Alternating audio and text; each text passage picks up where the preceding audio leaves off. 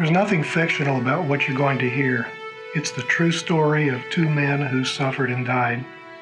The merging of their two stories began on Palm Sunday in a church service. My father had died a few months earlier, in the fall of the year. People had told me that Thanksgiving and Christmas would be tough, and they were. Nobody said anything about Easter. Who would have expected Easter? In the weeks leading up to Easter, I felt blindsided by God. In church services, we were hearing sermons and singing songs about the suffering and death and resurrection of Jesus, but I was hearing double meanings. Many of the words about what Jesus went through seemed to apply to my dad as well. It was hard for me to maintain composure in those services. I was caught completely off guard by the double meanings. It might sound wrong of me to compare my dad to Jesus. After all, Jesus was completely God. But he was completely man too. I watched a man die, a man I loved and who loved me. It has changed the way I read the story of Jesus' suffering and dying. So after that Palm Sunday church service, I went home and started to plot the two stories side by side to see where it would take me. It took me here. Mid-1970s, Akron, Ohio. For 27 years, my dad fought cancer, non-Hodgkin's lymphoma. During the long stretches of remission, and even when he was sick, Dad stayed as active as his body would let him. Even in the final years of his life, in his 60s and 70s, he was still riding his Harley hog and climbing trees with a chainsaw to prune limbs for his neighbors and his grown kids. By trade, he was a machinist. Some would say just a machinist, a man who turned blocks of steel on a lathe. Early 1st century AD, Galilee. He's just a carpenter, the son of Mary. Over the years, Dad fought the disease with every treatment doctors could offer: chemotherapy, radiation, experimental therapies. I remember seeing Dad bald from chemo and thrashing in pain on his bed at home. My granny would relieve Mom and take her turn sitting with Dad. Many nights before the next day's trip to the hospital for chemo or radiation, Dad would announce that he wasn't going. He didn't say why, but we knew why. The suffering that the treatment caused was too intense. Mom tried to calm Dad by assuring him that he could do whatever he thought best. As Dad struggled through those sleepless nights before therapy, he must have seen in his mind images of Mom and each one of us kids, all of us who depend on him, because on the day of treatment, he always went. Thursday night, AD 30, Jerusalem. In the dark of the night, Jesus led his disciples to an olive grove called Gethsemane. He said, "Stay here. I need to go and pray." Feelings of terror began to overwhelm him, and he said, "I'm so afraid. It's crushing me, and I feel like I could die." Jesus walked on a little further to be alone. He fell to the ground and began to pray. "Father, nothing is impossible for you. Please, don't ask me to go through this. But if you do, I will." He was in agony. His sweat fell to the ground like great drops of blood. When Dad believed that death was near, and that happened many times throughout those 27 years, he did something that surprised me. This fiercely independent man began staying close to Mom. He'd stumble around the house, following her like a puppy dog. He didn't want her out of his sight for more than a few minutes. I remember taking my wife and kids home to visit, and I'd stay with Dad while my wife got Mom out of the house for a short break. But it wouldn't be long before Dad would ask me, "What's keeping them?" It bothered me at first, the thought that I wasn't enough for him. But Dad and Mom had a special bond, and clearly, when it came time to die, he wanted her close. Near Jesus while he prayed were Peter, James, and John, the disciples he dearly loved. 3 times Jesus walked over to check on them, but they were asleep every time. "Couldn't you stay awake and be with me for even 1 hour?" I lost track of how many times over those 27 years my dad came to the very brink of death, only to fight his way back. It turns out that my granny was a prophet. In my parents' courting days, when Granny learned of her 17-year-old daughter's love for Dad, Granny said, "You think twice before getting hooked up with them Millers. They live long and die hard." Several times at the brink of death, Dad had what many have come to call near-death experiences, in which he believed he saw and heard spirit beings.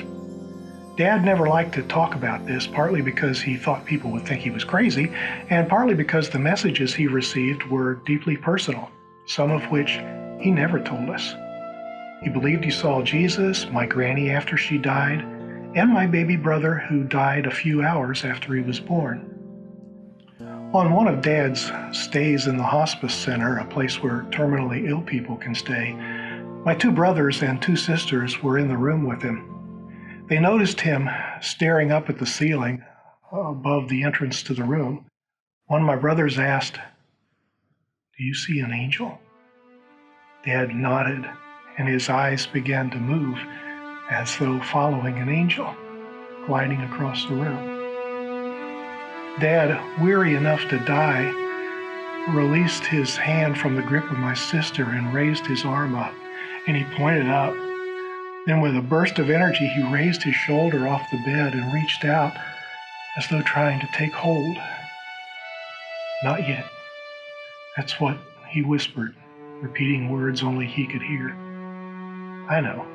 This could have been an hallucination caused by medicine or pain. I know. Judas, one of the disciples, arrived with a large mob, armed with clubs and swords.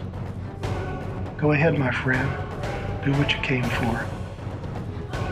The mob grabbed Jesus. Peter, the leader of the disciples, instantly pulled out a sword and cut off the ear of the high priest's servant. "Put away your sword, Peter. You don't need to protect me. Don't you realize that if I asked my Father, he would send thousands of angels?" Some of the anti-cancer therapies Dad received over the years seemed like torture. Needles stabbed deep into him for biopsies of internal organs while he was conscious. 10 bags of brown chemicals pumped into his veins. 10 bags. They provoked intense stomach spasms that curled him into a ball and left him there, sometimes for days. Chemicals that depleted his body's white blood cells, leaving him an easy target for any infection. We actually feared the treatment would kill him, and there were times it almost did. Friday morning, Pilate ordered the soldiers to beat Jesus with a leather whip tipped with chunks of lead. January 12, 1995. After one of the last rounds of traditional chemotherapy Dad got, he lay white and gaunt on his living room couch. Whenever he tried to stand, he got dizzy. It was winter in Akron, Ohio, and he couldn't seem to get warm no matter how high Mom turned the thermostat or how many covers she put on him. He wanted to go upstairs to his toasty, heated waterbed. Mom and a sister of mine tried to help him. They supported him from both sides, grasping him around his waist and pulling his arm tight up on their shoulders. But after a few steps, Dad collapsed, slipping through their arms and crumbling to the carpet. There in a heap, he lurched and moaned through a seizure. Unconscious, my father wet himself. When he came to, he cried. He eventually made it up the stairs. He crawled. Mom called me with a question that night. Where's the dignity? They stripped off his clothes and dressed him in the scarlet robe of a king. They gathered some branches with long spike-like thorns and twisted them into the shape of a crown, which they jammed on his head. They put a stick in his right hand as a make-believe scepter. Then they knelt in front of him and mocked him, yelling, "Hail, King of the Jews." They spit on him, and they grabbed the stick from him and beat him over the head with it. When they finally got tired of all this, they put his own clothes back on him and led him away to be crucified. They forced him to carry his cross, but as he tried, he collapsed into the dirt. Soldiers ordered a bystander, Simon from Cyrene, to pick up the cross and carry it for him. September 11, 2001, 8:06 a.m. Central Time, Olathe, Kansas. I remember the last words Dad spoke to me. I recorded them in my journal. 3 minutes after the second jetliner crashed into the World Trade Center is the very minute my caller ID logged Dad's last call to me. When I see images of that crash replayed, I know I'm talking to Dad one last time. He was headed for the hospice center. They were going to try changing his pain medication because the morphine-like patches he wore weren't controlling his pain anymore. We all knew that given his weakened condition, the procedure could kill him. "I'll be thinking of you," he told me. "I love you. Don't be troubled, my children. Trust in me. In my Father's house there are many rooms.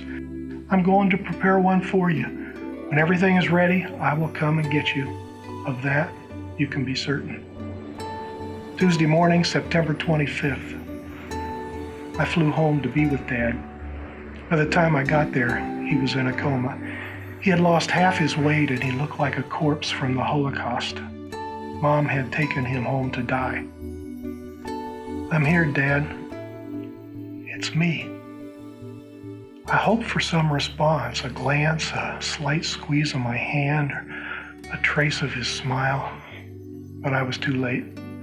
So I rested my cheek tight against his and whispered into his ear, "I love you, Dad." I hope that the hospice people were right, that the sense of hearing is among the last to leave. For pain, Dad was getting morphine pumped directly into the site of the tumor in his abdomen. When he seemed to be in pain and it was hard for him to breathe, we could give him a booster dose of morphine by pushing a button, but no more frequently than every 6 minutes to avoid a deadly overdose. 2 days after I arrived, as midnight approached, Dad's breathing went into traumatic rhythm, 7 to 8 shallow breaths followed by a gasp. My brother, who had earlier in the evening asked repeatedly if it was time to give Dad another shot of morphine, began asking again. I remember the stroke of midnight, for I told my brother to hit the morphine button. Then I handed him my watch. I told him to watch the minutes and seconds and give Dad a booster shot every 6 minutes. Friday afternoon, they came to a place called Golgotha, which means Skull Hill. The soldiers gave Jesus some wine mixed with a bitter liquid to help deaden the pain, but when Jesus got a taste of what it was, he refused to drink it. No painkiller. They nailed him to the cross. At noon, darkness covered the whole land for 3 hours. At about 3 o'clock, Jesus cried out as loud as he could, my God, why have you left me?" One of my brothers asked me, "Can we pray for Dad?" "I can't pray. Can you?" Our 2 sisters were at their homes a few miles away, and our mother was upstairs in her bedroom sleeping, but we 3 brothers knelt by Dad's bed that had been set up in the living room. Same living room we used to wrestle with him on the floor. "Of all the dads on the planet," I prayed, "you decided to hook us up with this man. Thank you." Don't remember much of what I said after that, but I do remember vowing to God and to our dad that we children would take care of our mom and each other no matter what. And I said, "Lord, open your arms and welcome Dad into your kingdom." Standing near the foot of the cross were Jesus' mother and the disciple he loved. Jesus caught his mother's eye and said to her, "Dear woman, he is your son." And he said to his disciple, "She is your mother." And from that day on, the disciple took her into his home. Friday, September 28th. By 12:30 a.m., Dad was fighting so hard to breathe that I knew he couldn't keep it up much longer.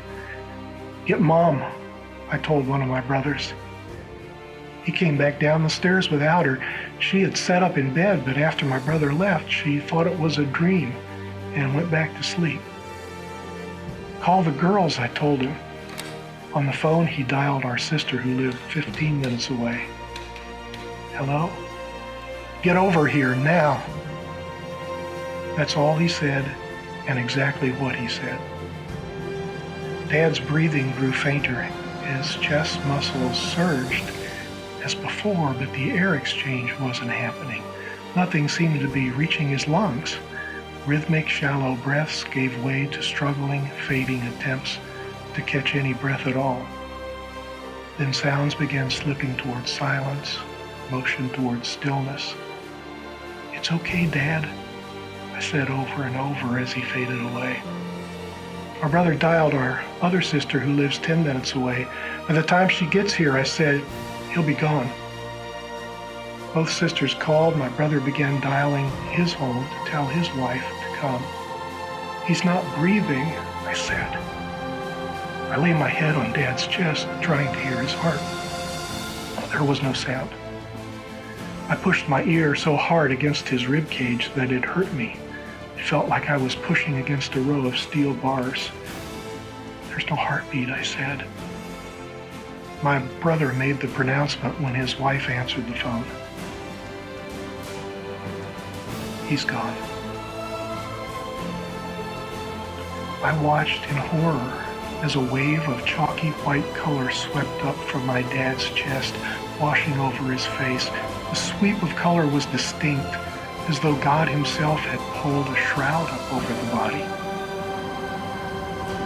Kneeling by the bed, I buried my face in the mattress and sobbed like a little boy. After I composed myself, I took the oxygen tubing off Dad's face and carried it into the stairway hall where the pump was still humming. I looked at the word, power, and switched it off. It is finished. Jesus bowed his head and gave up his spirit. Truly, this was the Son of God. The family began arriving within minutes. By that time, I had positioned myself seated on the bed beside Dad, holding his jaw closed. His mouth had been open for days throughout the coma, and my wife, who's a nurse, told me that if the mouth locked open, the morticians might have to break the jaw to close it. We cared tenderly for Dad in life and would do the same in death. Soldiers broke the legs of the two men crucified with Jesus, but Jesus was already dead, so they didn't have to break his legs. One soldier, however, raised his spear and plunged it into the side of Jesus. Blood and water flowed out. This happened to fulfill what the scriptures say. None of his bones will be broken. Two men arrived with a hearse at 3:15 a.m. They used a draw sheet to pull Dad's body onto the gurney. When they quickly wrapped him in a white sheet, a wave of gentle sobs swept across the room. Joseph of Arimathea, who had been a secret follower of Jesus, asked Pilate to let him take the body of Jesus for burial. Pilate granted permission, and Joseph took the body off the cross. Nicodemus came and helped. The two men wrapped Jesus' body in a linen cloth. A light rain was falling. One of the men assured us, "We'll cover his face before we get outside." Then they wheeled our father's body into the night. We followed. Out into the soft rain we walked, to the hearse parked in the road at the end of our driveway. As the men slid the gurney inside, its four legs folded beneath, forming a shelf that held precious cargo. As the hearse drove away, my family stood scattered in the street and in the front yard, watching the tail lights glide slowly into the darkness until there was nothing more to see. As Jesus' body was taken away, the women from Galilee followed. They saw the tomb where his body was placed. Then they went home to prepare embalming spices and ointments. By the time they finished, it was nightfall, the beginning of Sabbath, so they rested and worshiped as the law required. Monday morning, October 1st, at the graveside, the military honor guard was one man short. They wouldn't be able to fire the salute to Dad, a World War II veteran who had fought in General George Patton's army, earning a Bronze Star. My youngest brother, who had served in the military, volunteered to fire the salute. He was the one who always took Dad hunting, including the last day when Dad was able to be up and about. That brother of mine raised the M1 rifle and fired 3 volleys into the sky. I could see the sunshine glisten on the tears pumping down his face, but I was smiling, for the scene was perfect. It wasn't a stranger who saluted our father. It was a son. I envisioned Dad watching with approval from his new home and knowing that one day soon there will be a family reunion when all the tears are wiped away. Sunday morning, Jerusalem. Mary stood outside the tomb, crying. "Dear woman, why are you crying?" She thought he was the gardener. "Please, sir, if you have carried him away, tell me where you put him." Mary. "Go, tell my brothers that I am returning to my Father and your Father, my God and your God." Mary Magdalene found the disciples and told them, "I have seen the Lord." I've noticed something astonishing about death. It changes the living, uniting, sensitizing, inspiring. It would be an intrusion into the privacy of others for me to give examples of how Dad's death became a catalyst for the healing and strengthening of relationships in my family, but this much I can say. Though we were missing one important person, remarkably, we became stronger. Stronger for that very reason. More connected, more aware of each other's needs, more willing to step in and help. There's something powerfully mobilizing about shared grief and about knowing that one of the greatest concerns of the person who is now gone is that those left behind will love each other. I don't know that strengthening relationships is the reason for death. I just know that in my family, that's what happened. In a way, Dad didn't just die. He died in a way that helped us, because his dying made us stronger. And his commission, sealed in promises we made to him during those final months of his life and that we repeated on his deathbed, is that we would love each other the way he loved us. Maybe someday, hopefully a long time from now, my dying will do the same for those I love. Dear children, the time has come for me to leave you. How brief are these moments that remain before I enter into my glory. Dearest children, I am giving you a new commandment. Love each other. Love each other. Love each other. Just as I've loved you, I want you to love each other. This love you show one another will prove to the world that you are my children. Who could refuse their Father's final wish?